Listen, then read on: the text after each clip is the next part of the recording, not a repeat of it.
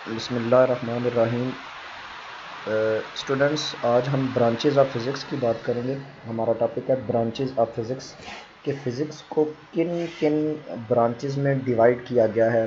क्योंकि अगर हम फ़िज़िक्स को देखें तो बेशुमार ऐसे टॉपिक्स हैं जो सारे के सारे फ़िज़िक्स में तो आते हैं, लेकिन हम वन बाई वन इनको क्या कर देते हैं, हम इनको सेपरेट कर देते हैं कि ताकि हर एक की स्पेशलाइजेशन की तरफ हम जाते हैं तो हम इन तमाम के तमाम टॉपिक्स को सेपरेट कर देते हैं। लाइक कि जिस तरह हमारे पास एक मैकेनिक्स है, हमारे पास एक टॉपिक है मैकेनिक्स। मैकेनिक्स मैकेनिक्स क्या है स्टूडेंट्स?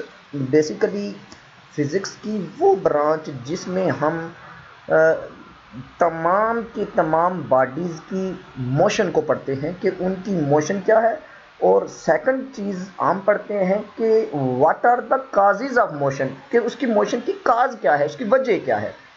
अब सोचना पड़ेगा कि मैकेनिक्स है तो उसमें हम दो चीज़ें पढ़ रहे हैं कि एक अपना के मोशन है क्या, और उसके बाद उसकी वजह क्या है। चले मोशन को हम पढ़ते हैं कि मोशन क्या है, उसमें क्या पढ़ सकते हैं हम कि किस तरह की मोशन है।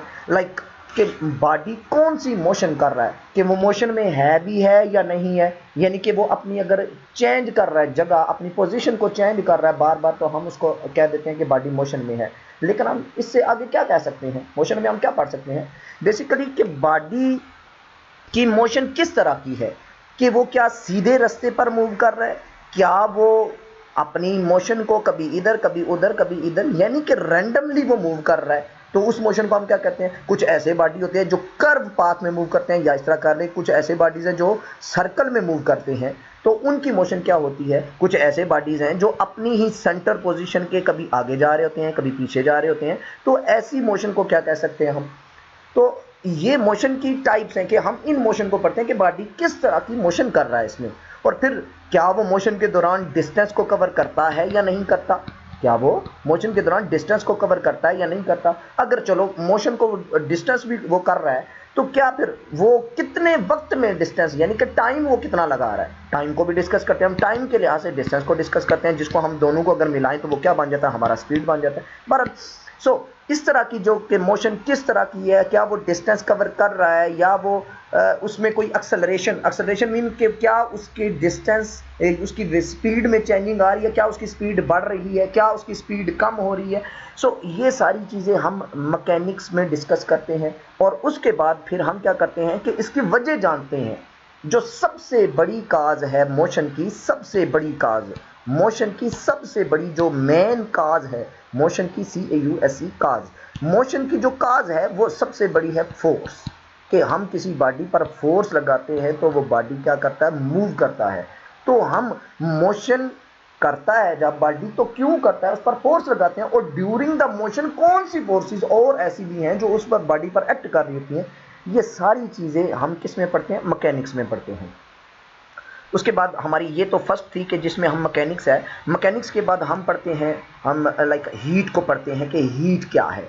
मैकेनिक्स के बाद हम हीट को पढ़ते हैं, सेकंड के हीट है। This is the first branch of the physics, और this is the heat is the second branch of the physics. Heat क्या है बेसिकली, क्या वो हीट एनर्जी है भी है या नहीं है, हम उसको डिस्कस करते हैं कि हीट क्या है, एनर्जी भी है या नहीं है। अगर तो वो एनर्जी है तो इसी वजह से हम, एनर्जी है तो इसी वजह से हम उसको फिजिक्स में डिस्कस करें, बिकॉज फिजिक्स अपना साइंस की वही ब्रांच है जिसमें हम एनर्जी को डिस्कस करते हैं। एनर्जी है या नहीं है। फिर उसके बाद हीट ट्रांसफर किस तरह होती है, वो मूव करती है तो किस तरीके से ट्रांसफर होती है, उसके मोड्स ऑफ जो हीट ट्रांसफर हैं, मोड्स हैं, एक मतलब मुंतकिल होने के जिसको हम जराए कहते हैं, वो किस तरीके से मुंतकिल हो रही है, एक बॉडी से दूसरे बॉडी में किस तरह मुंतकिल होती है। फिर उसके बाद सोर्सेज हैं, किस तरह के सोर्सेज हैं जो हीट को, किस तरह की हीट को प्रोड्यूस करते हैं। तो ये सारी की सारी चीज़ें हम हीट में पढ़ते हैं। इसके बाद हम साउंड को पढ़ते हैं कि साउंड क्या है। The third branch is the sound. Sound क्या है, the third branch is the sound. Sound क्या है, साउंड खुद एक एनर्जी है जो कैसे प्रोड्यूस कैसे होती है। हम यानी कि साउंड एनर्जी है, वाकई एनर्जी है, तो हम उसको फिजिक्स में पढ़ते हैं। लेकिन ये एनर्जी कौन से ऐसे बॉडीज हैं जो प्रोड्यूस करते हैं, किस वजह से ये साउंड प्रोड्यूस होती है, फिर इसकी प्रॉपर्टीज के बारे में, कैरेक्टरिस्टिक्स के बारे में पढ़ते हैं हम। ठीक है जी, यानी कि इसकी क्या पढ़ते हैं हम, प्रोडक्शन। प्रोडक्शन से मुराद क्या, ये पैदा कैसे होती है, प्रोडक्शन से मुराद क्या, ये पैदा कैसे होती है, इसकी प्रोडक्शन कैसे होती है, और उसके बाद इसकी कैरेक्टरिस्टिक्स क्या है, ये साउंड किस तरह की है, इसकी कैरेक्टरिस्टिक्स क्या है। सो अब कैरेक्टरिस्टिक्स किस तरह की है कि इस बार इसकी जो अपना जो साउंड है उसकी लाउडनेस कितनी है, उसकी हम कैरेक्टरिस्टिक्स के बारे में पढ़ते हैं कि ये इसकी पिच कितनी है, कितनी एनर्जी को ये साउंड लेकर चल रही है, जिसको हम इंटेंसिटी कहते हैं। तो ये सारी की सारी बेशुमार अदर प्रॉपर्टीज़ हैं जिनको हम साउंड में डिस्कस करते हैं। उसके बाद हमारी जो मेन ब्रांच आती है साउंड के बाद, वो आती है electricity and magnetism. Electricity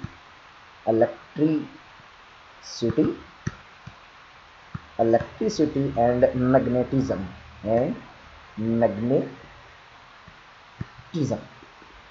so अब यहाँ पे हम क्या पढ़ते हैं, electricity and magnetism. Because students, electricity और मैग्नेटिज्म ये ऑलमोस्ट पहले कंसिडरेबल नहीं था कि 800 तकरीबन 150 ईयर्स पहले तक ये तो हमें बड़ी मुश्किल से ये पता चला कि इनका कोई आपस में ताल्लुक है।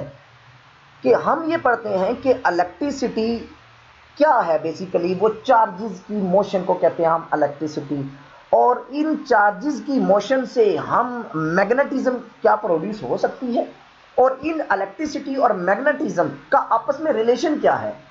लाइक के इलेक्ट्रिसिटी से मैग्नेटिज्म प्रोड्यूस होती है, तो हम इनसे क्या बेनिफिट ले सकते हैं। लाइक अब देखें कि हम किसी भी बॉडी में से जब इलेक्ट्रिसिटी पास करते हैं तो उसके मैग्नेटिज्म क्रिएट होती है, तो एक मैग्नेट को दूसरे मैग्नेट के करीब रख के हम क्या कर लेते हैं, उससे वर्क करवा लेते हैं। लाइक जिस तरीके से इलेक्ट्रिक मोटर है, इलेक्ट्रिक मोटर मैं यहाँ पे आपको मेंशन कर देता हूँ, मोटर है हमारी, तो ये क्या होता है, मोटर से हम इलेक्ट्रिसिटी, मैग्नेट के अंदर हमारा रोटर लगा होता है, ये इस तरह का मैग्नेट है, इसके अंदर हमारा एक रोटर लगा होता है।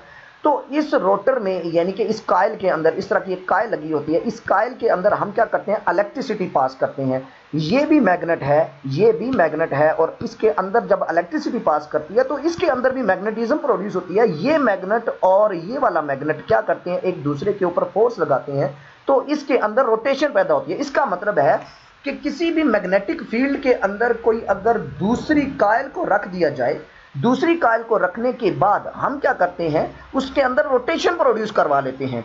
और फिर इसका रिवर्स भी है, मोटर के बाद जनरेटर है। जनरेटर में क्या होता है, जनरेटर में क्या होता है, हम किसी भी मैग्नेटिक फील्ड के अंदर कॉइल को मूव करवा के हम इलेक्ट्रिसिटी प्रोड्यूस करवा लेते हैं। तो ये जो आपस में इनका ताल्लुक है, ये हम किस में डिस्कस करते हैं स्टूडेंट्स, ये हम इलेक्ट्रिसिटी और मैग्नेटिज्म में डिस्कस करते हैं। स्टूडेंट, इलेक्ट्रिसिटी एंड मैग्नेटिज्म के बाद अब यूं है कि जो नेक्स्ट आती है वो आती है atomic physics. Students, atomic physics.